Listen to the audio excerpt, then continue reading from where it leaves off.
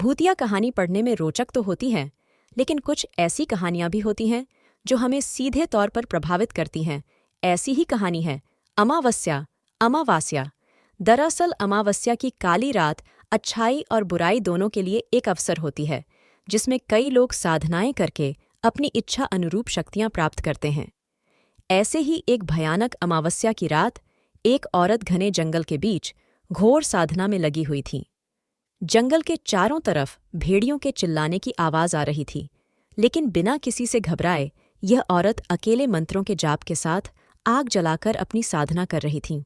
जैसे जैसे समय बीतता जाता है, औरत उग्र होती जाती है। वह अपनी जगह से ऊपर उठने लगती है। उसके सामने की आग उसके साथ ही ऊपर उठती जा रही थी और देखते देखते आग की लपटें आसमान को छूने लगती हैं और वह औरत जमीन पर नीचे गिर जाती है और कुछ ही पलों में उठकर खड़ी हो जाती है। अमावस्या की काली रात के प्रभाव की वजह से उसने रूहानी शक्तियां प्राप्त कर ली थीं और अब वह तैयार थी अपना प्रतिशोध लेने के लिए। दरअसल ममता 6 माह पहले शादी करके गांव से शहर आई थी। वह अपने पति के साथ एक किराए के मकान में रहती थी। ममता घरेलू महिला थी। वह ज्यादातर समय घर के कामों में लगी रहती थी। ममता के पति बैंक में एक क्लर्क थे। उनका नाम सुरेश था और सुरेश के बॉस उसे उसके काम की वजह से बहुत पसंद करते थे। सुरेश एक अच्छा कर्मचारी था। वह पूरी जिम्मेदारी से अपने साथ साथ अपने सहकर्मियों का भी काम करवा दिया करता था। उसका स्वभाव बहुत ही संकोची था, इसलिए वह किसी को भी मना करने में हिचकता था। एक दिन उसके बॉस उसे अपने चेंबर में बुलाते हैं और कहते हैं कि तुम्हारी नई शादी हुई है और तुम कहीं बाहर नहीं गए हो। जाओ, अपने परिवार के साथ थोड़ा समय बिताओ।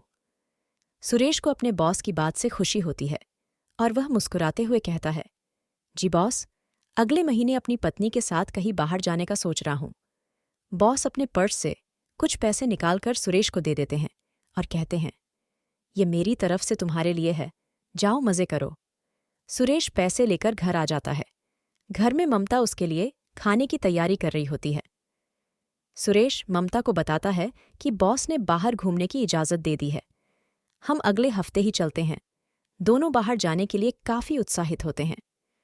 सुरेश के मोबाइल में अचानक बॉस का फोन आता है और वह कहते हैं, मैंने तुम्हारे घूमने के लिए एक कार बुक की है जो तुम्हें अच्छे से सारी जगह घुमाएगी। सुरेश अपने बॉस को धन्यवाद देता है और कहता है, बॉस आप क्यों परेशान हो रहे हैं, हम खुद ट्रेन से चले जाते हैं। लेकिन बॉस की जिद करने पर सुरेश उनका ऑनफर मान लेता है। ममता सुरेश से कहती है कि हमें कुछ सामान लेना होगा, चलो आज बाजार चलते हैं। अगले 2 दिनों में इन्हें निकलना है, इसलिए सुरेश बाजार जाने को तैयार हो जाता है। सुरेश और ममता बाजार जाकर अपने पसंद के कपड़े और कुछ खाने पीने की वस्तुएं खरीदते हैं। वह अपने सफर के लिए तैयार हो जाते हैं। बॉस की भेजी हुई कार दरवाजे पर आकर समय से खड़ी हो जाती है। सुरेश कार की डिग्गी में सारा सामान जमाता है और दोनों कार में बैठकर निकल पड़ते हैं अपने रोमांचक लम्हों की ओर। खूबसूरत वादियों का मजा लेते हुए सुरेश और ममता गाने गुनगुना रहे थे।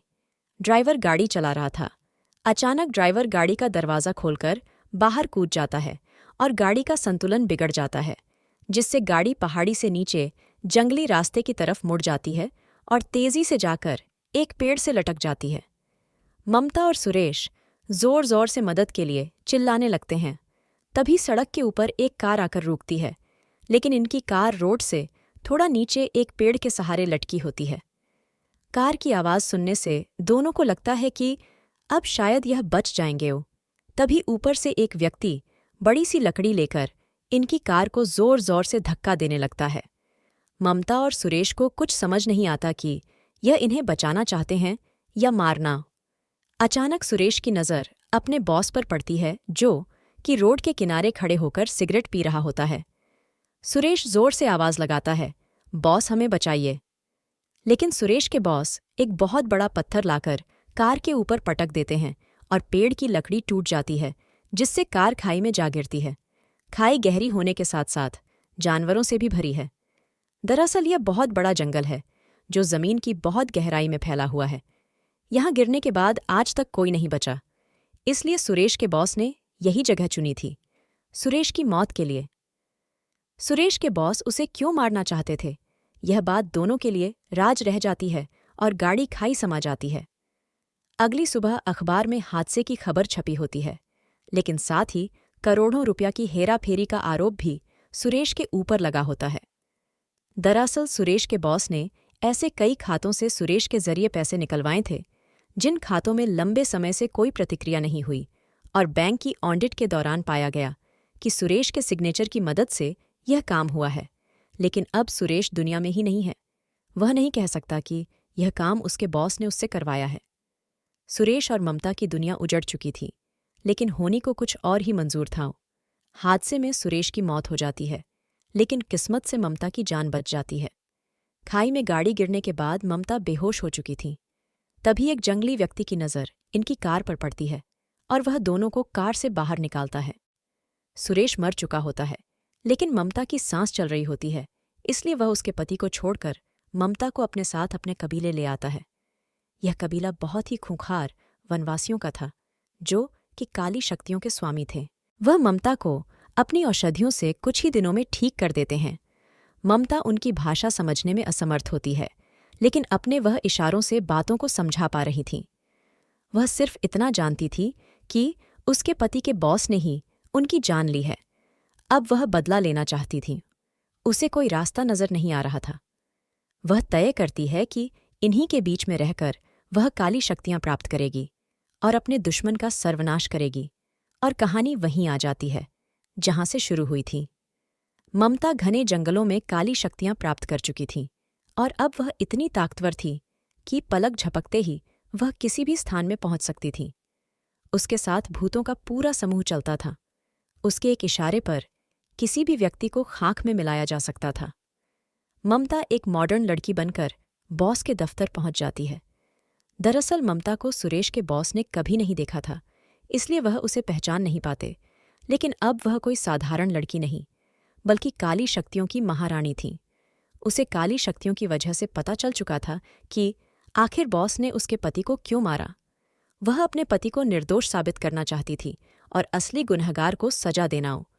ममता ने काली शक्तियों के प्रभाव से एक आकर्षित रूप धारण किया था, जिसे देखते ही सुरेश के बॉस मोहित हो जाते हैं। ममता बॉस से झूठ कहती है कि मेरे पिता के खाते में करोड़ों रुपया है, लेकिन वह खाता किसी और का होता है जो इस दुनिया से जा चुका था, और उसके बेटे भी उस खाते के बारे में नहीं जानते। लेकिन ममता को अपनी काली शक्तियों से उस खाते की जानकारी मिल जाती है, इसीलिए वह उदाहरण की तरह उसी बैंक खाते का इस्तेमाल करती है। बॉस खाते का बैलेंस देखकर दंग रह जाते हैं। उन्हें लगता है कि अब लंबा हाथ मारने का मौका मिला है। तभी बॉस कहते हैं, जी मैडम, यह तो बहुत आसान है, लेकिन इसके लिए 50% मुझे चाहिए। ममता तुरंत हाँ कर देती है। तभी वह अपने एक क्लर्क को बुलाते हैं और कहते हैं कि जाओ मैडम के खाते से पैसे निकालने की प्रक्रिया पूरी करो। क्लर्क बैंक में नया था। उसे बॉस की काली करतूत नहीं पता कि बॉस कैसे निर्दोष कर्मचारियों को गैरकानूनी तरीके से पैसे कमाने के लिए इस्तेमाल करके उन्हें जुर्म में फंसाता है। क्लर्क बाहर चला जाता है। इसी दौरान सारी बातें ममता रिकॉर्ड कर लेती है, ताकि उसे मारने से पहले अपने पति को निर्दोष साबित करने के सबूत हासिल कर लें। बॉस का आदेश पाते ही क्लर्क मुद्रा आहरण की प्रक्रिया प्रारंभ कर देता है और बॉस के चेंबर में खूनी खेल शुरू हो जाता है। खिड़की के कोने कोने से कांच के टुकड़े टूटकर बॉस के शरीर में घुस जाते हैं और वह दर्द से चीख रहा होता है। ममता भूतों की मदद से बॉस के शरीर के टुकड़े टुकड़े करवा देती है। यह सब इतनी जल्दी होता है कि किसी को संभलने का मौका नहीं मिलता। बैंक में उपस्थित लोगों में अफरातफरी मच जाती है। बॉस के चैम्बर को खून से लाल देख सभी डर से कांपने लगते हैं। ममता ने अपना बदला ले लिया था। ममता चैम्बर से बाहर आकर अपने आप को पुलिस के हवाले कर देती है। ममता इतनी शक्तिशाली ताकतों की मालिक थी, अगर वह चाहे तो उसे कोई हाथ भी नहीं लगा सकता था।